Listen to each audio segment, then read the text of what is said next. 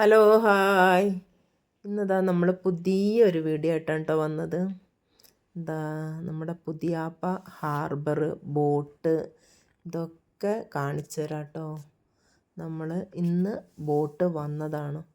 അപ്പോൾ ഞാൻ നമ്മുടെ ഹസ്ബൻഡിനോട് പറഞ്ഞു ഞങ്ങളൊന്ന് ബോട്ടിൽ കയറ്റുമെന്ന് ചോദിച്ചപ്പോൾ ആൾ പറഞ്ഞു എന്നാൽ എല്ലാവരും വരാൻ പറഞ്ഞു. അങ്ങനെ ഞാനും എൻ്റെ അനിയത്തിയും മോളും ഉണ്ടായിട്ടുണ്ട് കേട്ടോ. വേറെ അങ്ങനെ കാര്യമായിട്ട് ആരും ഉണ്ടായിട്ടില്ല. പിന്നെ ഒരു വാവ ഉണ്ടായിട്ടുണ്ട്. നമ്മളടുത്ത മോനുണ്ടായില്ല. നമ്മളെല്ലാവരും കൂടെ അങ്ങനെ പോയി ബോട്ടിലേക്ക് ഇങ്ങനെ ഓരോരുത്തങ്ങളായിട്ട് കയറുന്നതാണ് കേട്ടോ. അനിയത്തിൻ്റെ മോളെ ഫസ്റ്റ് കയറിയത്. പിന്നെ നമുക്ക് പേടി എന്തെന്ന് വിചാരിച്ചിട്ട് അടിയിൽ വെള്ളമാണ്. ഈ ഓളത്തിനനുസരിച്ച് ബോട്ട് അങ്ങോട്ടും ഇങ്ങോട്ടും എല്ലാം നീങ്ങിക്കൊണ്ട് നിൽക്കുന്നുണ്ട്. അപ്പം ബോട്ട് ഇങ്ങോട്ട് കരക്ക് വരുമ്പോൾ മാത്രമേ നമുക്ക് കയറാൻ പറ്റുള്ളൂ. അല്ലെങ്കിൽ നമ്മൾ നേരെ താഴെ കുത്തനെ വെള്ളത്തിലുണ്ടാവും. അപ്പോൾ ആ ഒരു ടൈമിൽ ഇങ്ങനെ എങ്ങനെയോ കയറി പറ്റി. നല്ല പേടി ഉണ്ടായിട്ടുണ്ട്. അപ്പോൾ അതിൻ്റെ ശേഷം അനിയത്തി എല്ലാം കയറി. പിന്നെ നമ്മൾ ബോട്ടിൻ്റെ മേലെ നിന്നിട്ട് കുറച്ച് വീഡിയോസെല്ലാം ഇങ്ങനെ എടുത്താണ് കേട്ടോ. എന്ത് രസം ഇവിടെ നിന്നിട്ടെല്ലാം നമുക്ക് കാണാൻ നല്ല രസമുണ്ട്. പിന്നെ നമ്മൾ ഉള്ളിൽ കയറിയിട്ട് സ്റ്റെയറിങ് പഠിക്കാം കേട്ടോ. ഇതിൻ്റെ പ്രവർത്തനമല്ല നമുക്ക് അറിയണമല്ലോ എന്തായാലും. എന്നുവെച്ചാൽ ഇവർ ബോട്ട് എങ്ങനെ പോകുന്നത് നമുക്ക് അതിനെ പറ്റിയിട്ടൊന്നും അറിയില്ല, കാര്യം പറയണേ. അപ്പോൾ നമുക്ക് ഇതിൻ്റെ പ്രവർത്തനമൊന്നും അറിയണം. അപ്പോൾ ഞാൻ ഇതെല്ലാം ഒന്ന് ചോദിച്ച് മനസ്സിലാക്കി കേട്ടോ. നമുക്ക് ഓടിക്കാനൊന്നും വേണ്ടിയിട്ടല്ല, എന്നാലും നമുക്ക് ജസ്റ്റ് എല്ലാം ഇതൊന്ന് അറിഞ്ഞിരിക്കണം. അങ്ങനെ എനിക്കെല്ലാം പറഞ്ഞു തന്നു. എങ്ങോട്ട് പോകുന്നതിൻ്റെ ദിശകളും കാര്യങ്ങളും ഈ കോമ്പസ് വെച്ചിട്ടാണിത് പോകുന്നതെന്നെല്ലാം. അങ്ങനെ വടക്കോട്ടും തെക്കോട്ടും ഇങ്ങനെ പോകുന്ന കാര്യങ്ങളെല്ലാം എനിക്ക് ഒട്ടുമിക്ക കാര്യങ്ങളും എനിക്ക് പറഞ്ഞു തന്നു. അപ്പോൾ അതിൻ്റെ ഓരോ പ്രവർത്തനം കാര്യങ്ങൾ. പിന്നെ എക്കോ സൗണ്ടർ എന്ന് പറഞ്ഞൊരു സംഭവം ഉണ്ട് കേട്ടോ. അത് നമ്മൾ പിന്നെ മീനൊക്കെ അടിത്തട്ടിലുള്ള സംഭവങ്ങളൊക്കെ കാണുന്നതാണ്. പിന്നെ മീൻ കാണുന്ന സംഭവം അങ്ങനെ പല രീതിയിലുള്ളതുണ്ട് കേട്ടോ. അപ്പോൾ നമ്മൾ അടിത്തട്ടിലുള്ള കാര്യങ്ങളെല്ലാം കാണാനും പഠിക്കാനുള്ള ഓരോ ഇതുമുണ്ട്. പിന്നെ ഈ ഭാഗത്തും അതേമാതിരി ഒരു സംഭവമുണ്ട്. അതും അതേമാതിരി ഉള്ളത് തന്നെയാണ്.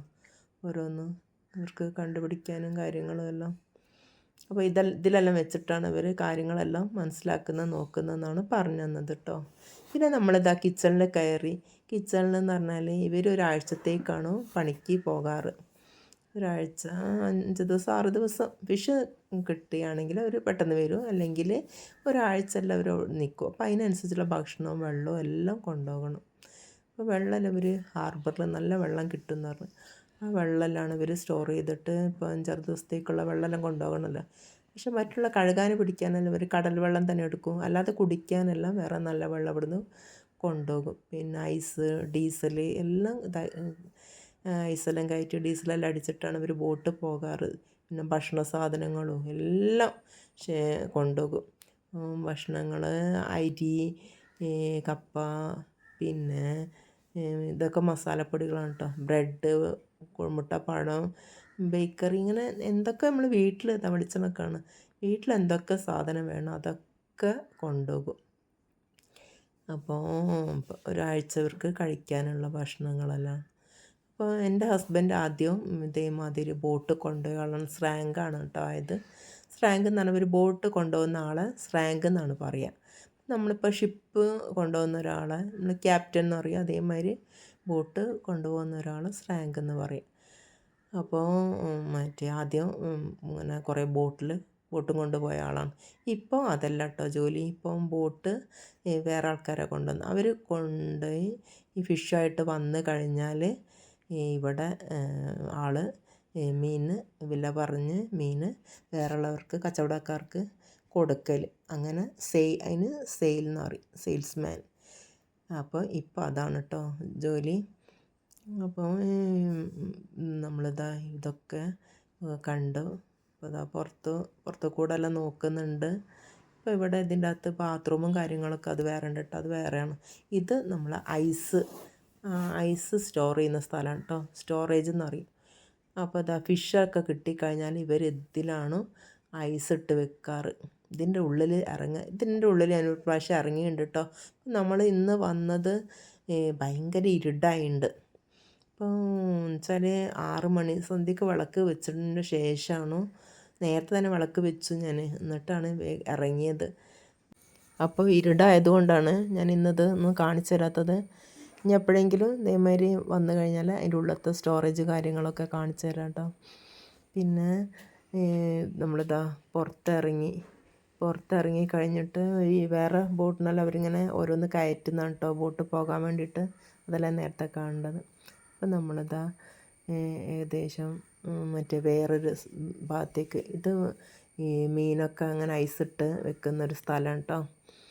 അപ്പോൾ ഇത് മീൻ നമ്മൾ കയറ്റി വെക്കുമെന്നറിയില്ലേ, അപ്പോൾ പല ഭാഗത്തേക്കും പല രാജ്യങ്ങളിലും സ്ഥലങ്ങളിലേക്കെല്ലാം കയറ്റി അയക്കാറുണ്ട്. അപ്പോൾ ഇവിടുത്തെ ഫിഷ് എന്നെല്ലാം പറഞ്ഞാൽ നല്ല ഫ്രഷായിട്ടുള്ള ഫിഷാണ് കേട്ടോ. വെച്ചാൽ അമോണിയ, പല രാജ്യങ്ങളിലൊക്കെ അമോണിയ ഇതൊക്കെ അടിച്ചിട്ടാണല്ലോ ഫിഷ് ഇങ്ങനെ ചീത്താവാണ്ടിരിക്കാൻ വേണ്ടിയിട്ട് കൊടുക്കുന്നത്. പക്ഷേ ഇവിടെ നല്ല ഫ്രഷ് തന്നെയാണ് ഐസിട്ട് വെക്കുന്നത്. കുറേ ജോലിക്കാരൊക്കെ ഉണ്ട് കേട്ടോ. അപ്പോൾ ഇതൊക്കെ ഇങ്ങനെ ഐസിട്ട് ഇതിൻ്റെ അകത്ത് വണ്ടിയിലേക്ക് ആക്കിക്കൊണ്ട് ഇങ്ങനെ പല രാജ്യങ്ങളിലും വലിയ വലിയ വണ്ടിയിൽ അയക്കാം കേട്ടോ.